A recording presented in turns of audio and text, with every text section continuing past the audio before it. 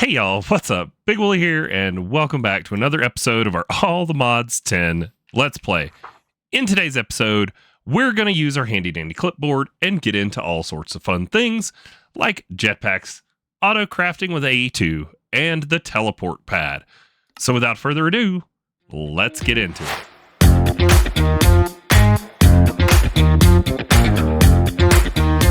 Alright, so I don't have everything laid out in here because, quite frankly, it would just be too much. Like, there's so much we're going to have to do to get into autocrafting.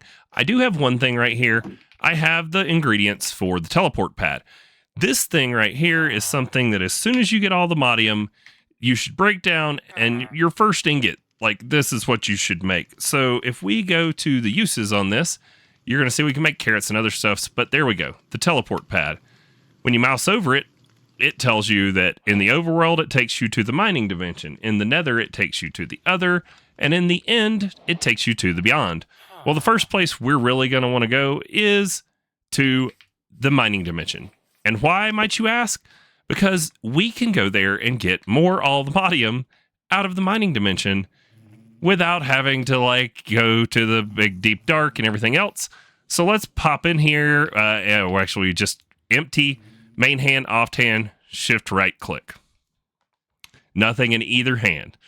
And that's going to bring us to the mining dimension. Now, if we grab out our Allthemodium sight charm we made at the end of the last episode and turn this on, I should be able to just make myself a mining tunnel and head downwards. And we're going to find some Allthemodium without too much further stress at all. But this pickaxe might be too fast. Let's swap it for show me the money, because that's way too fast for me. I'm like accidentally breaking stuff, all kinds of things. So as we get lower, we should see some Allthemodium ore start to pop up on our radar.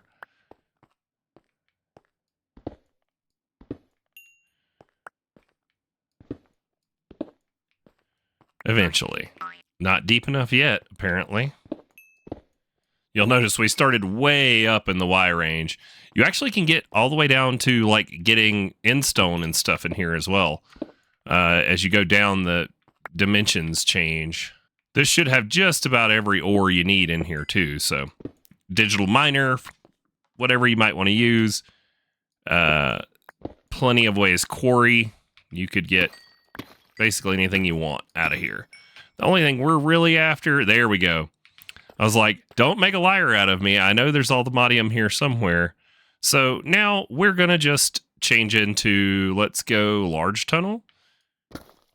And we will dig our way over to this Allthemodium. There we have it. So I've got fortune on here. We cannot vein mine it, unfortunately. Haha, pun. Wow, we fortuned that and got one ore. That is atrocious. Got 3. And 5. Nice. So I'm going to run around the mining dimension here and stock up on some Allthemodium. And I'll be back with you to move into the next thing. All right, we're back, and I've got a little over a stack and some change of Allthemodium ore. We're going to start off by hammering it just so that we can duplicate all of that. We're going to need 4 blocks of Allthemodium in order to make our Allthemodium seed. So that was the main reason we wanted to get that adventure going. And in the last episode, as you saw, we sped this up tremendously. Look at it go. It is vastly exceeding our power transfer capabilities. So, yep, there we go. But as you can see, there's all the Allthemodium we needed. And then we're just going to craft this into the 4 blocks that we need for our Allthemodium seed. And now we should have pretty much everything we need to go ahead and craft that up. It's 4 Allthemodium blocks, 4 Insanium blocks, which each of these is 9 Insanium. That's why at the very beginning we got this going, because we need tons of Inferium. I just paired a ton of it up so that we could do this. And here we go. Actually, I didn't have to pair any up. I already had all this, but I paired up a bunch anyways, just to get it going. All right, and if we look at that, Allthemodium seeds. Now the question is going to become, can I grow these on other farmland?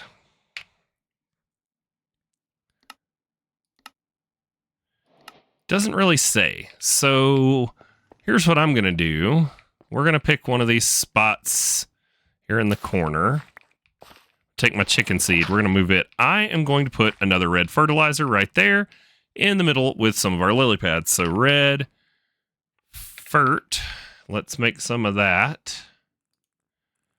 Need some gold nuggets. No biggie. We're going to fix that kind of problem before too long as well. So now we can place our dirt back down. We can steal the hoe from in here. We're going to... Yep, it already planted the Allthemodium, and we're going to turn that into the fertile farmland like we did for the diamond seed. And we should start seeing those come in any second. Then we just need to kill another Inferium seed and put our chicken seed down. I have been moving the Inferium seeds up here to the second tier because the lily pads accelerate the growth up here. So stuff that's up here does still get some tick acceleration from the lily pads. It'll get even more when we swap the layers out. It's just going to stack so much better. Look, everything is fully grown. It's like it needs a hoe. There we go. All right, we'll keep an eye on that. Ah, requires magic soil below. Look at there. So we are going to need whatever those say they need underneath them. I think it shows us when we pick the garden cloche. So it needs magical soil. Oh, okay. Uh-huh. Ender pearl blocks ×3. Piglet hearts. Oh, boy. Awakened Supremium growth accelerator. Okay. Do you work on the regular soil? Nope. All right. Yeah. So this one's going to be a while before we can make it grow, unfortunately. But we did go ahead and at least make the seed for it. And we know we can get plenty more in the mining dimension. Now, we're back upstairs. Let's turn our charm off. Oh, that was a horrible oversight. We wasted a bunch of our netherite, or Allthemodium charm. Dang it. Okay. Put it away. Put you away. Teleport pad. All right. Jetpacks. Now, you'll notice there's nothing in here.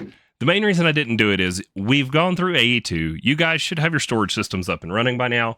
And this was going to be a ton of math to put all the materials in there.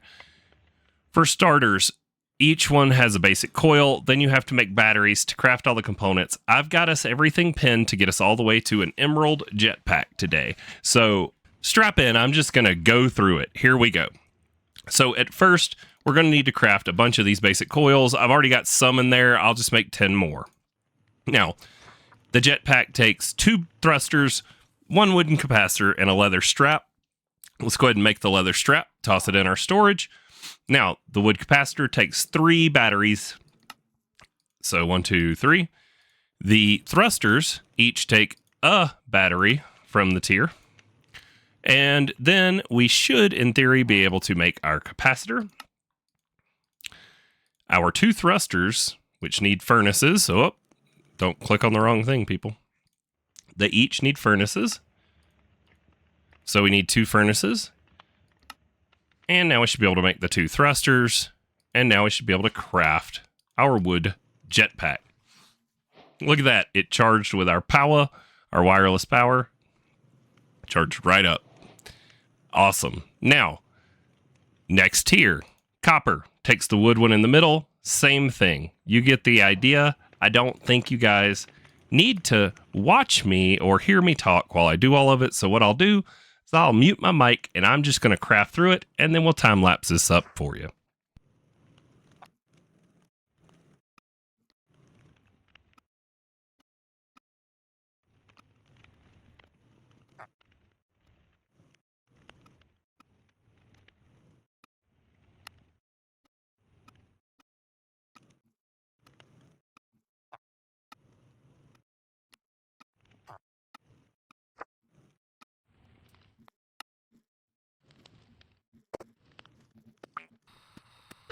There we have it. All the way up to an emerald jetpack, which as you can see doesn't quite hold you in position. I think the tier above the emerald is the one that actually like keeps you from drifting down, but you guys get the idea. It's going to take a bunch of resources to get to a good tier. You can get to the first tier like day one. You won't be able to fly very far, and charging it's going to be a challenge, but your first day in the pack, you could easily get to the first tier. Now, by default, H turns hover off and on, and V will turn the engine off and on, but V is also the same keybind that opens up your crafting menu to be able to put in your tool belt, so you may want to swap one of those two, probably put the tool belt on something less conflicting, but that'll be your choice. Now, got half of an episode's worth of time left. Let me get myself together, and we are going to go down the AE2 rabbit hole. All right, y'all. Some of you may notice that this looks a little different than in the last clip. I had some challenges with trying to get all of the things figured out for some of the new extended AE stuff. I attempted to record it when I did it in real time, and it was a train wreck. So the first half of that episode was recorded almost a week ago, and now I'm trying to save the tail half. So we're going to finish up this episode, and I'm just going to go through the AE2 autocrafting with you, but we have some things that have changed. You may notice that over yonder is like pink trees and nature's aura stuff, and the don't get distracted barrel is missing, and my chests and farms, they're all gone. Well, I'm streaming on Saturday mornings now, starting around 8 o'clock my time, which is 10 o'clock on the East Coast. So come check those out if you want to see what's going on the server, as long as you don't mind spoilers. But without anything else, let's go and see the new base. I have moved in. I have spent some time decorating. We're not done yet, but we're getting there. I'm getting a lot happier with how it's starting to shape up. We have our farm. We have the barrel tied in. We've got our lily pads completed. Full layers down underneath. Still working on crop supports for all of them to help speed them up some more. But this thing is insanely fast. And I have started to move in. We've started on our path. I even moved our block palette over here out of the way so that I can start working on paths to various things. Like one of the next big builds, we need a place for bees because we need bees for resources. We've built ourselves a kitchen with all of the goodies. Access to all of our AE2 is right here in the kitchen as soon as you come in the door. Done some decorating, for when you got your friends over, you got to be able to just chill on the couch, by the fire. There's plenty of room for friends to come hang out, and we can just, we can jump around chairs and play that game. Got us some decorations in. I am pretty happy with how the block palette's shaping up. It was a little too purple, and I have definitely remedied that. Got a room in here. Beds, purple beds. And there is another room in here for a certain someone who says they have to have a bed at my base. So this is Tito's room. I didn't decorate it. I'm going to let her handle that. But she's got her own room right there at the house. We come out the back door. I haven't got any of the, we ain't got rocking chairs on the porch yet or anything like that. Still missing some decorations here, but it is starting to shape up. Now, AE2 autocrafting. We've got things already made here that we need to cover. So, and then just to show you, we've built a much larger reactor down here. We've got the reactor computer port. I'm going to try and figure out CC tweaked. When I do, I'll share that with you guys on how to regulate this. If not, I've heard that the redstone ports are pretty simple to use, and we may just set that up. Now, this thing is way bigger. It is 12 by 12 by 12, and it's making something like 30k FE a tick, and I only have 5 control rods in it so far. So it is capable of making a lot more. We can pump coolant into it and everything. This is going to be our main power. Brought our storage. These are all the barrels that were all around the tent. Brought them all over and have tied all of them in to our AE2, and then we've got our AE2 controller up there, drives right there, and we have started to tie things in. Brought our wireless access point over here. Now this stuff is all of the things that we're going to get into today. So enough touring of the new base. Let's go find the Don't Get Distracted barrel, which is on the front porch, just so we don't get distracted. Now this clipboard, it says episode 12. It really was supposed to be episode 13, so I had to add this stuff at the bottom. So move, ? Yeah, we worked on that. If you want to see me fail, go watch this past Saturday's stream. I deleted all my seeds. So we had to remake all of the seeds and all of the lily pads because the cut paste gadget voided them. Didn't place them back down. It voided them. I guess because when you break the soil, it treats this as a drop, and the device says voids drops. I didn't think about the fact that the seeds would be treated as a drop when I cut and pasted it. But we streamed and laughed about my, shortcomings and failures, and we got almost all of the seeds remade on the stream. We worked on some things around the house. We did a bunch of this. We went over how to use the soul extractor. So if you're wondering how to make seeds for chicken or whatever else, go check out the stream. We set that up and got all of that done, went over all of that in the stream. So in the barrel, top left corner, I've gone ahead and made 2 pattern providers. Your pattern provider, if we come look at our Applied Energistics quest line, your pattern provider is kind of one of the first things in your autocrafting adventures. So when you come here, it's going to tell you you need to make a pattern provider and you need to make a pattern access terminal. Pattern provider is really cheap, really simple, and the pattern access terminal is a lot of the stuff we have already done. So if we go and we look at the recipes for the pattern provider, you'll see it's a formation core, an annihilation core, some crafting tables, and iron. We've done all that. Now, the pattern access terminal, this is how you are going to put things in and take things out of your pattern providers once your network grows and it's spread all over your base. You're going to end up with this stuff everywhere because we're going to automate the moon. We're going to automate everything. Anything we can automate, we are going to automate. And at the base of all that automation are pattern providers. They are how you can tell your system, okay, well, I want one of these, but I don't want to have to make it. Here's how you go make it. And then you teach it to craft things for you so that when you've got a nested craft that needs 4 crafting tables, a compass, a spyglass, and, a partridge in a pear tree, it can know how to make all of that. And you don't have to sit there and craft it out yourself. So we've got a couple of these for demonstration purposes. And then the pattern access terminal is really not that difficult either. It is one of the panels, which we've made before, the pattern provider, which we've already made, and an engineering processor, which we've already made together. Combine those in to get your pattern access terminal. And if we follow through the quest line, the next thing you're going to need for basic crafts to work with these pattern providers is the molecular assembler. Now, there are another tier of these that I haven't even gotten into myself. We will cover that at a later time. Once I have a better grasp on them, we're going to leave those alone. But the molecular assembler is just quartz glass, which we've already taught the system how to make. And in case you don't know this, if you see it when you mouse over the plus sign and it's blue like that, if you hold control and click, you'll get your auto crafting menu. It will craft them up. You can then toss in your ingredients and just make yourself a molecular assembler.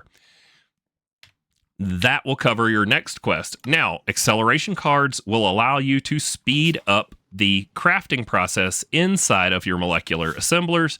It will, let's see what it does. A full set of cards reduce the time taken for a molecular assembler to fulfill a craft from 1 second with no cards to 1 tick. So, it can get really, really fast with some acceleration cards, which I haven't done yet, but maybe we'll get into that together. Now, the other side of this is we are going to need to be able to tell it how to make patterns. The first thing when you do autocrafting, the first thing you want to teach your system how to make is patterns. So if you come in here and we look at our pattern access terminal, you'll notice there is a crafting pattern right here.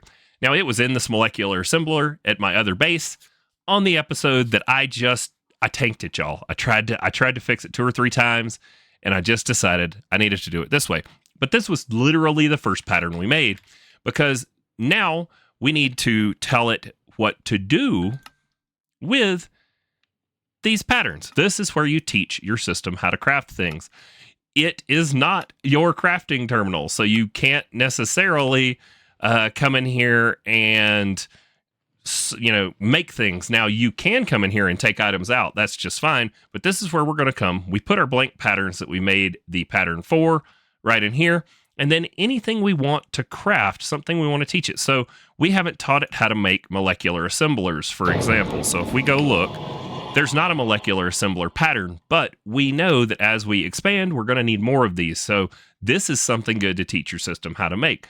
You see all these plus signs? This means that our system already knows how to make all of this other stuff, because in that previous episode, I had already created all of those patterns.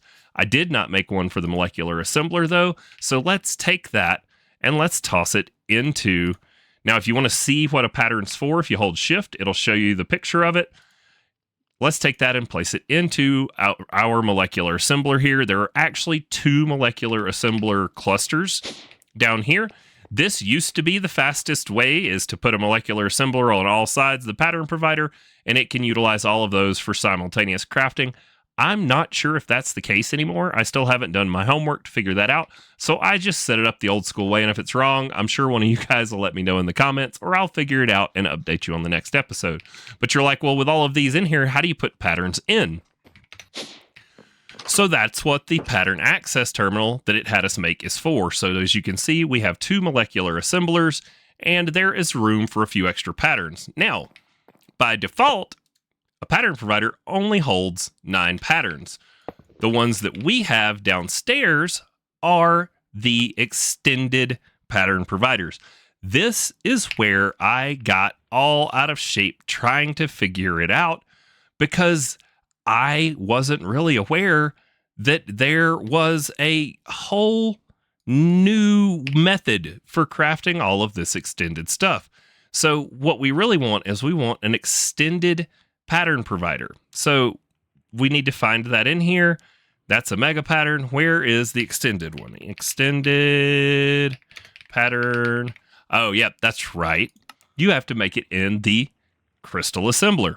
So as you can see, this is another machine we needed to make. It is from Extended AE, and if we look at the crystal assembler, now there is no quest line on any of this, which is why I stumbled. So if this is rough, sorry. Crystal assembler. Now this has stuff that we recognize. A skystone tank we've never made, but it is quite literally just skystone, and we already have a seed for it with quartz glass in the middle. So that's not the part that is a stumbling block. The part that's a stumbling block is here in the middle. The extended machine frame. And what is this green ingot? We have to learn to make intro. So intro is crafted by making an intro seed. Let's look that up. The intro seed right here. We're missing some skystone dust powder. Let me make some of that. Now we're going to get some skystone dust. If we go back to our intro seed, we're going to craft up an intro seed. And you're like, well, what do you do with that? Well, if we go look at the uses, right-click a Fluix block in world with an intro seed, and the Fluix block will be turned into budding introized. I have no idea. Fluix. So let's make ourselves a couple of Fluix blocks. And behind me is a growth accelerator. These are an AE2 device that don't have to be hooked into your AE2 network. They just need power. But if you place anything anywhere near them that needs to grow, this is going to speed it up using power. They're one of the few blocks from AE2 that can take power directly from other power sources. So if you come and look underneath these, I'm literally just feeding them with hardened cables from Power. I don't have any Fluix cables or anything like that special under here. And if we take our 2 seeds and we just right click them, you'll notice that it turns it into the budding fully whatever crystal. If we give this a few seconds, you're going to notice that these accelerate this growth here, and we can get off the whole crystal shards. So there we go, an intro cluster. And I can silk touch it, or I can use my handy dandy tool belt, grab my fortune pick, and I can fortune it. And then I got 5 crystals off of that one bud with fortune, but you'll notice that this has run out. It has turned it into a Certus course block, so we're going to be left with some crystals that didn't fully grow. Those will turn into shards. It's just that every time it grows, it has a chance to decay, so that one obviously got some bad rolls. This one here is still just chugging along growing and hasn't turned itself into a Certus quartz block yet. So we'll keep harvesting it up. And this is how you're going to get your intro crystals that you need to proceed with extended AE. Now, I have already done all of this and don't need to sit here and harvest it for you. So let's pop back over to the new base and move on to the next step. So now that we've got our intro crystals, we are going to use those on the pattern providers that we have from the beginning. And in the crystal assembler, we need 3 capacity cards, 3 crafting tables, 6 Fluix cables, and a concurrent processor. Now, a concurrent processor uses those new crystals. We're going to have to make a concurrent press or a universal. I chose to make the concurrent press myself, which is right here. The recipe for that is inside the crystal assembler, which we need the intro infused ingots. That is another one of the water conversions.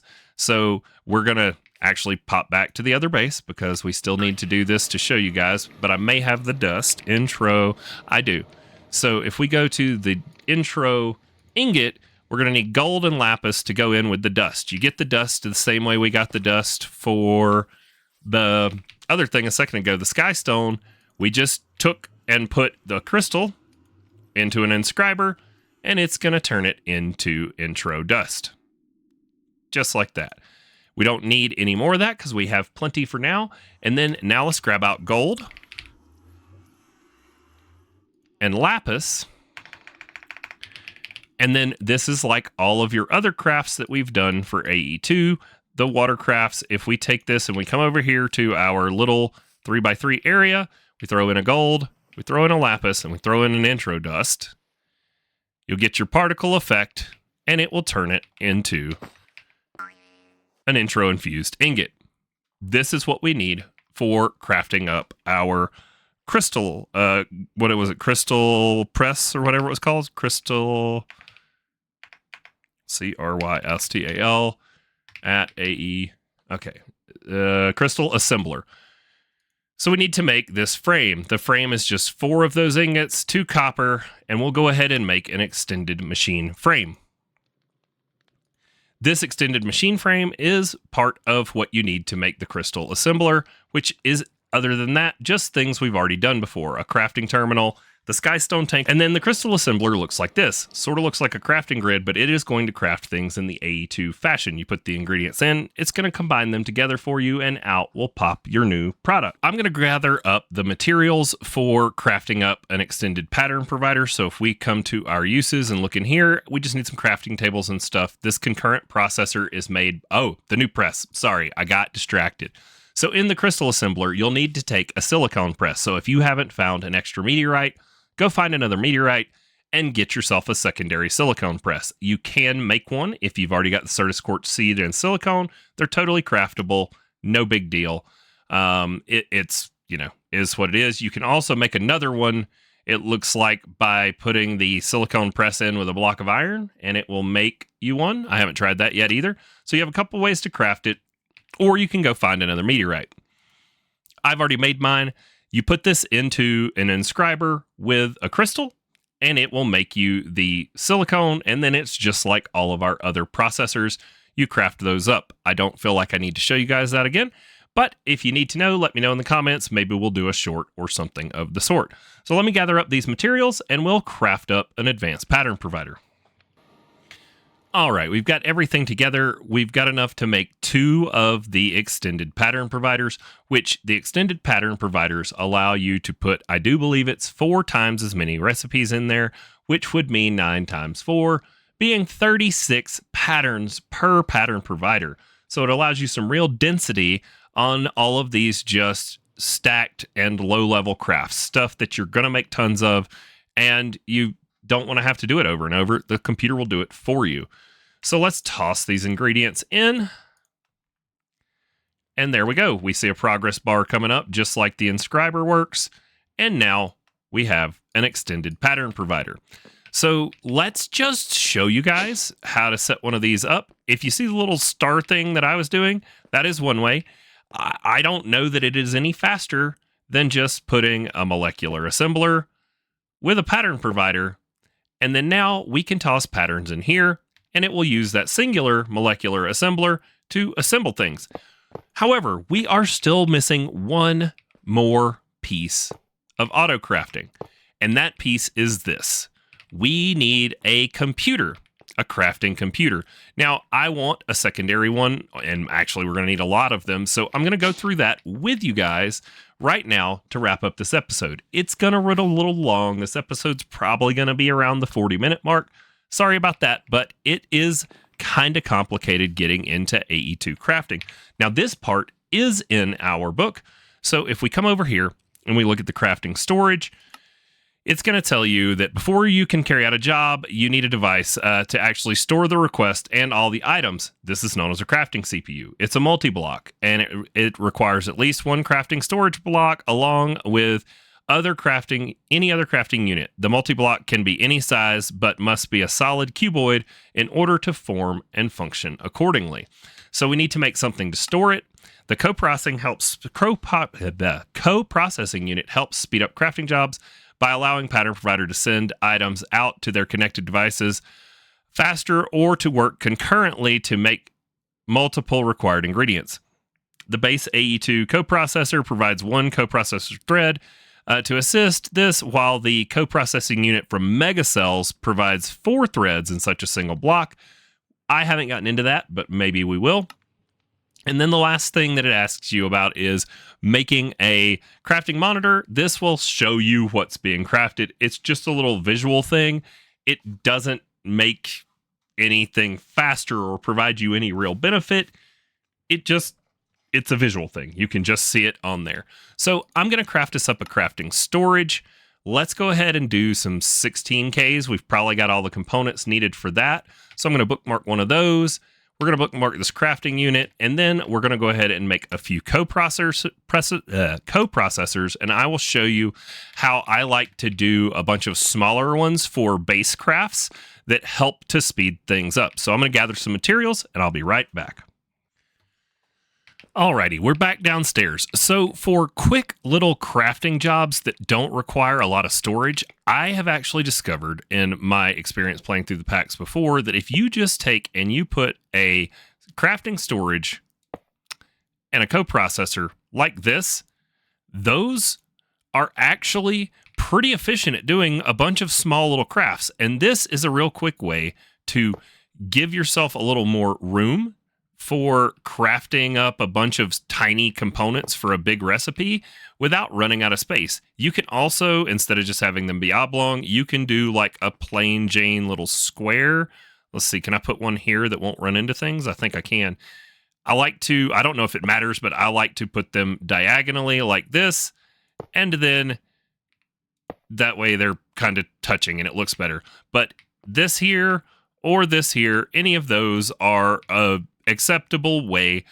And this, we do need to think about channels as we start to put things together, but because these aren't touching, this right here, we have 1, 2, 3, 4, and then our storage, our storage for our farm is tied in over here with another storage controller, and it's wirelessly linked to the barrel with a storage bus. So we only have 5 things on here, and that cable is capable of handling that no problem. We could always replace the base one to get an idea, but we are not exceeding our channel usage. And now, instead of just this one gigantic blob for crafting, we have 4 total things for crafting, so it can actually send multiple parts of recipes off and manage them simultaneously to craft different pieces at once.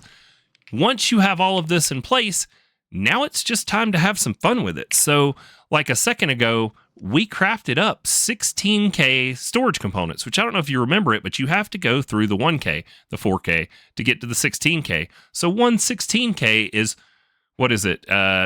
3 of these makes 1 of these, and 3 of these makes 1 of these. So it's what, 9 to 27 or something like that of these ones you would have had to have made by yourself. But instead, I can just come in here and tell it to make me one 16K. We're going to notice we're out of some logic processors. If we had the logic processors, it would be able to craft it. But instead, we could tell it 4K, I should be able to make 2 of them. So if we click on that and tell it to make 2, you'll notice we have everything. And instead of having to craft all 6 of the 1Ks ourselves and, craft up all these other components, you'll notice it's crafting Certus. It's crafting up redstone because we don't have enough redstone. It's going to craft up everything we need that it knows how to craft. And it's going to make us up those 4Ks. Look at that. 2 4K storage components in just a couple of seconds. And this is just the tip of the iceberg. Autocrafting really shines on nested crafting. Stuff that is just, you got to craft this to make that, to make that, to make that. Stuff like Powa has a lot of nested crafting. All of your mystical agriculture has a bunch of nested crafting in it for all of your essences and stuff. Any of that is going to be a great use of AE2 autocrafting.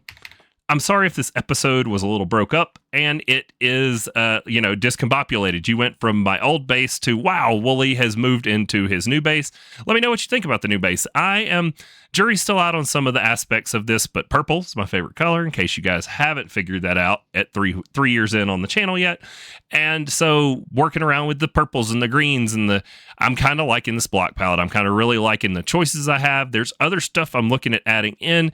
We're going to have to make an apiary next. Look forward to a big bees episode coming up as we move into that and work on automating our bees.